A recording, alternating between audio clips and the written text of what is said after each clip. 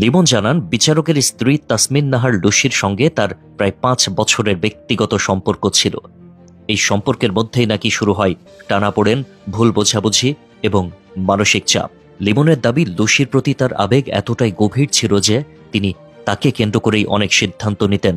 কিন্তু Lucy phone না ধরলে তিনি অস্থির হয়ে পড়তেন। এই অস্থিরতাতে তিনি রাজশাহীর বাসায় চলে আসেন।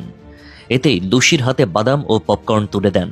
এরপর দুজনের মধ্যে কথা বলার সময় তিনি লুসিকে নিয়ে বাইরে যাওয়ার বিষয়ে জোরাজুরি করেন। এই মুহূর্তে বাসায় থাকা লুসির ছেলে এসে তাকে বাধা দেয় এবং সেখানে শুরু হয় ধাক্কাধাক্কি। লিমনের দাবি, এরপর কি ঘটেছে তিনি স্পষ্ট মনে করতে পারেন না।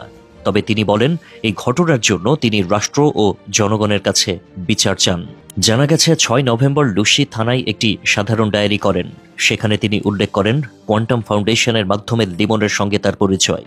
পরিবারের আর্থিক অসুবিধার কারণে লিমন মাঝে মধ্যে তার কাছে সহযোগিতা চাইতেন। একসময় এই সহযোগিতা চাওয়া বাড়তে থাকে। অপারগতা জানালে লিমন তাকে ফোনে হুমকি দিতে শুরু করেন। 3 নভেম্বর লিমন তার মেয়ের মেসেঞ্জারে কল করে পরিবারের ক্ষতি করার হুমকি দেন।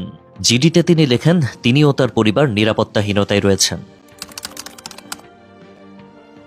রাজশাহী শহরের 13 খাদিয়া ডাবতলা এলাকার স্পার্ক ভিউ নামের 10 তলা ভবনের 5 তলায় থাকতেন বিচারক আব্দুর রহমানের পরিবার।